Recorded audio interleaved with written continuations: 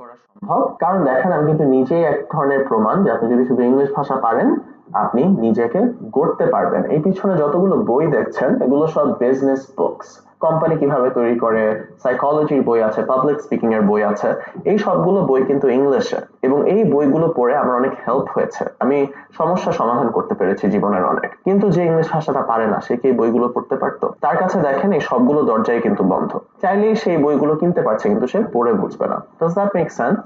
আশা করি বুঝতে পেরেছেন যে ইংলিশ ভাষা জানা কেন এত বেশি গুরুত্বপূর্ণ। তো এখন আসেন এই কোর্সটা আপনি কিভাবে করবেন। This part is very very important. আপনি যদি একটা জায়গায় যান, একটা নতুন জায়গায় যান, ওই জায়গায় যেতে যেই পথগুলো আপনার পাড়ি দিতে হবে প্রথমবার কিন্তু আপনার সব অচেনা অচেনা লাগবে, সব কঠিন লাগবে, একটু ভয় থাকবে আপনার মধ্যে যে কোথায় যাচ্ছি, কিভাবে যাচ্ছি, কিছুই বুঝতে পারছি না, রাইট? তো একটা কোর্স প্রথমবার করার সময় আপনার ওই অনুভূতিটাই হবে। আপনি যে ভিডিওগুলো দেখবেন আপনার কাছে মনে হবে যে আচ্ছা তানভীর ভাইয়া এরপরে কি পড়াবে, আচ্ছা এটা একটু কঠিন লাগতেছে, এটার পরে কি হবে বুঝতে পারতেছি না, কারণ আপনি প্রথমবার করতেছেন, রাইট? তো এই কোর্সটা কিভাবে করবেন? এই কোর্সটা হচ্ছে আপনি প্রথমবার পুরাটা দেখে শেষ করবেন। This is very very important. হ্যাঁ, আপনি কয়েকটা ভিডিও একটু গুরুত্ব দিয়ে দেখতে পারেন, যাচ্ছে একটু পিছিয়ে পিছিয়ে দেখে, কিন্তু আপনি শেষ করবেন। প্রথমবারের উদ্দেশ্য হচ্ছে আমি একদম প্রথম ভিডিও থেকে শেষ পর্যন্ত দেখে শেষ করব, তাহলেই দেখবেন আপনি অনেকটা ইংলিশ শিখে গিয়েছেন এবং আপনি বুঝতে পারবেন যে আচ্ছা এই কোর্সটা করে তো আমি আসলে ইংলিশ শিখে গিয়েছি অনেকটা। এবং প্রথমবার করার পরে আপনি বুঝবেন যে কোন জায়গাগুলো আপনার কাছে একটু কঠিন লেগেছিল, কিন্তু আপনি সম্পূর্ণ পিকচারটা দেখতে পারবেন, বুঝছেন যে পুরো কোর্সে আমি কিভাবে আপনাকে ইংলিশ শিখিয়েছি। তো তারপর যখন দ্বিতীয়বার আপনি আরেকবার করবেন তখন দেখবেন একদম সম্পূর্ণভাবে আপনি এই কোর্সটা করে ইংলিশ ভাষাটা শিখতে পেরেছেন। আমার নিজের মা এই কোর্সটা করে ইংলিশ শিখতে পেরেছে, এখন নিজে থেকে বাক্য গঠন করতে পারে। এখন যেভাবে আপনার এই কোর্সটা দেখা দরকার সেটা হচ্ছে, ধরেন আপনি একটা ডাক্তারের কাছে গেলেন একটা সমস্যা নিয়ে, এবং ডাক্তার বলল যে আচ্ছা আপনি এই ওষুধটা খাবেন, প্রত্যেকদিন একবার খাবেন 7 দিন ধরে, খেলেই আপনার সমস্যার সমাধান হয়ে যাবে। কিন্তু আপনার তো খেতে হবে, আপনাকে ওষুধ দিয়ে দিল, আপনি বাসায় নিয়ে আসলেন ওষুধ, কিন্তু আপনি খেলেন না, তাহলে কি আপনার জীবনের সমস্যার সমাধান হবে? হবে না, রাইট? তো এই কোর্সটা করে আপনার সমস্যার সমাধান হবে, but you have to do it, আপনার করতে হবে। আপনি যদি না করেন তাহলে কিন্তু হবে না। Does that make sense guys? এবং এই ভিডিও শেষ করার আগে এবং নেক্সট ভিডিও থেকে আমরা ইংলিশ শেখা শুরু করে দিব, আপনাদের কাছে আরেকটা গুরুত্বপূর্ণ কথা বলে, দেখবেন বাংলাদেশের অধিকাংশ টিচার আপনাদের এরকম কথা বলবে যে একদম সহজে ইংলিশ শিখে যাবেন, পানির মতো সহজ। হ্যাঁ, যতটুক সহজে আপনাকে আমি পারি ইংলিশ শেখাতে অতটুক সহজে এই কোর্সে আপনাকে শেখানো হবে। দেখবেন যে ছবি দিয়ে, গল্প পড়িয়ে, অনেক মজার মজার ওয়ে দিয়ে, উপায় দিয়ে আপনাদের ইংলিশ শেখানো হবে। কিন্তু আপনি এরকম একটা জিনিস চাচ্ছেন যেটা বাকি 10 জন এর নেই, আপনি ইংলিশ ভাষাটা শিখতে চাচ্ছেন। কেন শিখতে চাচ্ছেন? আপনি আপনার জীবনে এগিয়ে যাওয়ার জন্য, রাইট? তো একটু তো কষ্ট করতে হবে।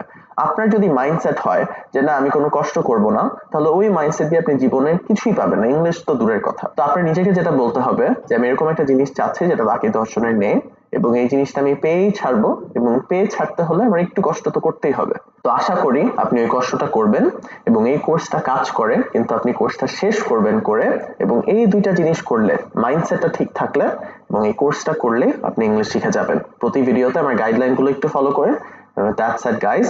Thank you for joining English Bullies কিছুই পারি না ইংলিশ কোর্স, ইংলিশ বলির কিছুই পারি না ইংলিশ কোর্সে জয়েন করার জন্য আপনাদের ধন্যবাদ। And that is it for this video.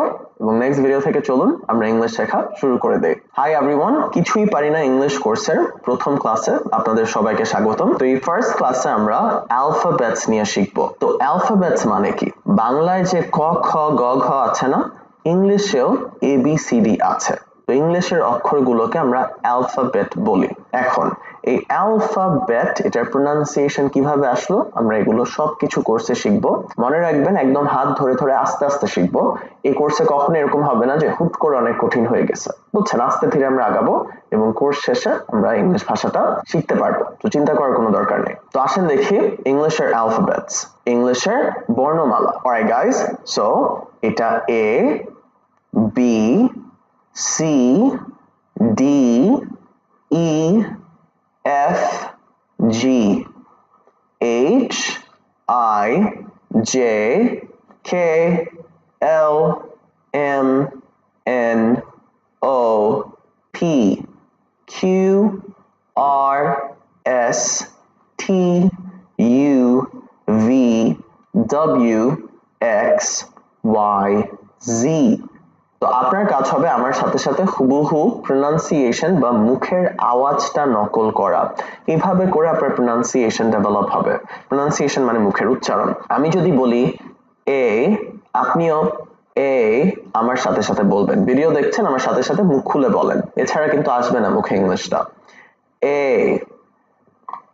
B, B, C, যেভাবে করে বলছি, C, D, D, E, F, F, G, G, H, H, H, I, I, J, J মানে জয় একারের মতো, J, K, K, L, L, M, M, যেভাবে বলছি guys, M, N, O, P, P, P না কিন্তু, P, P, Q, R, S, T, U, U, এটা একটু ইম্পর্টেন্ট, ভি। সো বাংলায় এই উচ্চারণটা নেই, আমরা ভি বলতে পারি, ভ আছে আমাদের, কিন্তু ভি নেই। ভি কিভাবে উচ্চারণ করবেন?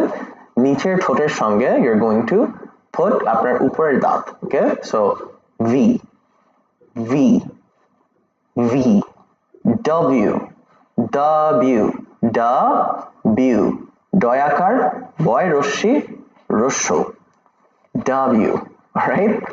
X, X, Y, Y, Z অথবা Z, যেটাই বলেন।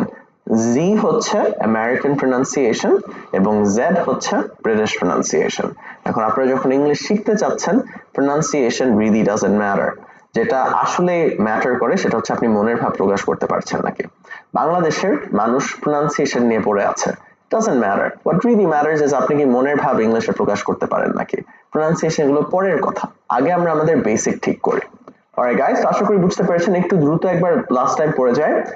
A B C D E F G H I J K L M N O P Q R S T U V W X Y Z.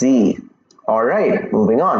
আপনার যদি তাও কোনো সমস্যা হয়, এই ভিডিওটা আপনি একটু পিছিয়ে প্রত্যেকটা প্রোনাউন্সিয়েশন ঠিক করে নিতে পারেন। প্রতিটা লেটার বা অক্ষরের উচ্চারণ আমি দিয়ে দিয়েছি।